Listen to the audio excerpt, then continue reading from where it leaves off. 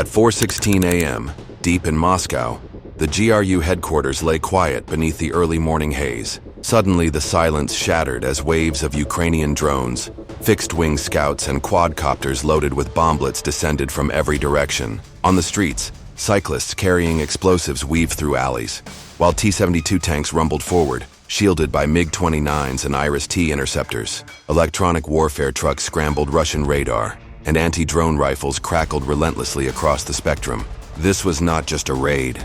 Keep your eyes glued to the screen until the full story unfolds. Don't forget to subscribe and share your thoughts in the comments.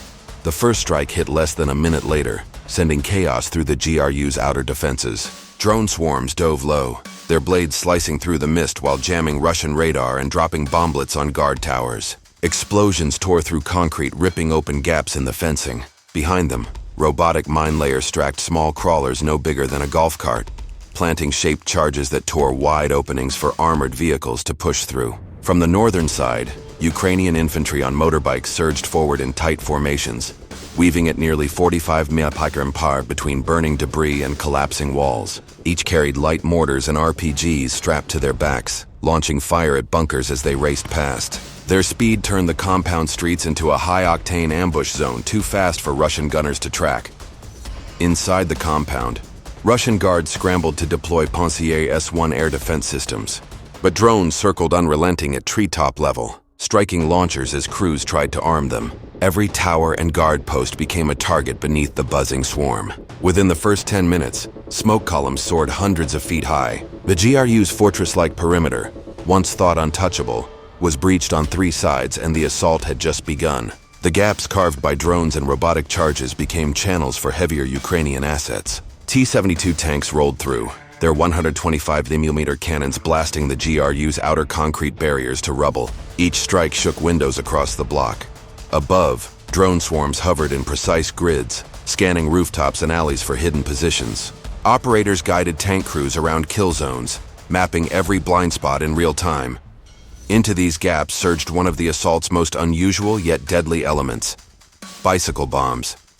Couriers pedaled furiously through narrow alleys, each rigged with explosives. They slipped past barricades too tight for tanks, detonating at fuel depots and parked ammunition trucks. Fireballs soared 100 FT into the air, sending black smoke plumes above the city. Overhead, MiG-29 streaked low between high-rises, afterburners roaring, releasing flares to divert Russian manpads. The sudden blinding streaks provided cover for drones diving into radar dishes and for motorbike infantry darting past barricades.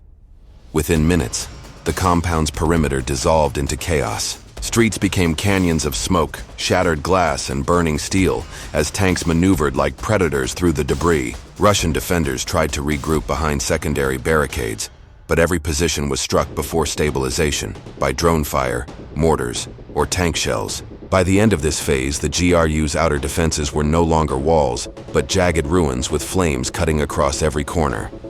The collapse forced Moscow into immediate overdrive. Armored convoys from the 147th Automobile Base thundered into the city within 20 minutes. Columns of BTR-82s and BMPs, escorted by fuel trucks and mobile artillery, sped down wide boulevards at nearly 40 mph, engines echoing between skyscrapers. Civilians scattered as the streets transformed into battlefield corridors. From the skies, Russia unleashed attack helicopters, MiG-28s and K-50s, swooping in to flush out drones and target Ukrainian armor. But their advantage was short-lived. Ukrainian MiG-29s paired with Iris-T interceptors locked onto the helicopters from miles away. Bright streaks of missiles tore through the morning sky, taking down the first chopper in a fiery explosion that crashed into a government parking lot. Pilots were forced into evasive maneuvers, while drones circled freely overhead. Meanwhile, the battle shifted into the invisible war of electronic warfare. Ukrainian jamming trucks disrupted Russian communications, while Russia countered with mobile EW units, unleashing pulses that flickered radars and caused missiles to lose locks. Operators on both sides fought with bandwidth as fiercely as with weapons. Amid this chaos, Ukrainian motorbike infantry ambushed convoys in side streets, planting mines that disabled BTRs before tank shells finished them off. Russian soldiers poured out, returning fire as Moscow's avenues became deadly kill zones.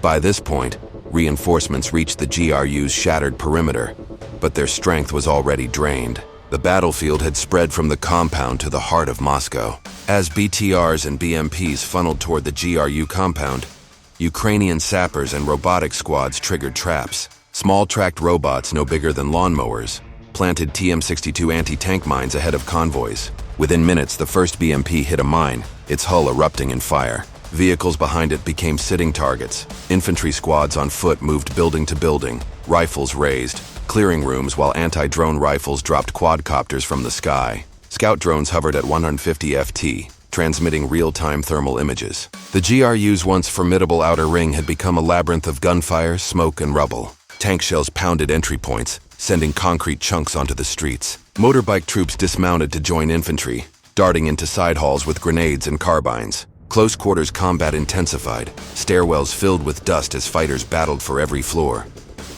By the half-hour mark, the headquarters perimeter had turned into a death trap. Disabled Russian vehicles burned at choke points, ammunition detonating in secondary blasts. Fires glowed orange down hallways as drones buzzed overhead, marking targets for the next assault. The battle was no longer about breaking into the compound.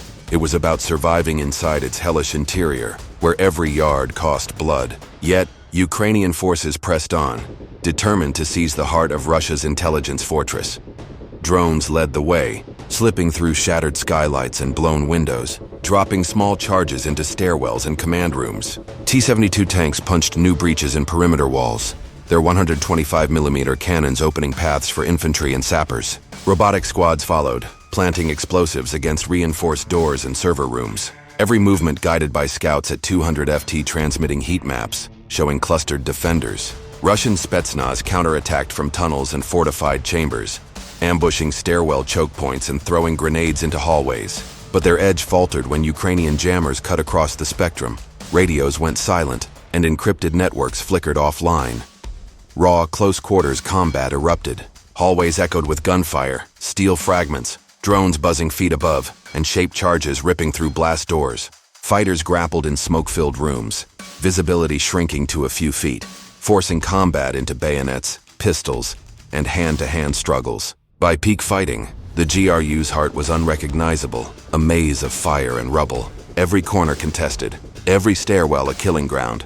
Yet, despite fierce Spetsnaz resistance, Ukrainian forces pressed on, determined to dominate the nerve center. Command rooms where servers once hummed burned alongside courtyard vehicles, ammunition cooking off in violent bursts. Communication lines down, Russian resistance faltered. Ukrainian drones marked final targets as sappers set time charges on key infrastructure. By dawn, the headquarters was engulfed in smoke rising thousands of feet. Russian reinforcements from the 147th Automobile Base were caught in a gauntlet of TM-62 mines and drone ambushes. Entire convoys were immobilized before reaching the gates. Ukraine's mission was never about holding the compound. Orders came to withdraw in disciplined formation. Tanks reversed through the breaches, still covering streets, while drones deployed smokescreens, hiding retreating infantry as motorbike squads sped from the kill zones. When the last unit pulled back, the GRU headquarters lay in smoldering ruin. Moscow's intelligence corps crippled, the strategic victory undeniable. Soldiers spared the wounded, sending a clear message. The strike targeted military power, not civilians. And in the rising black smoke, a lone blue and yellow flag flickered and vanished. Yellow flag flickered and vanished.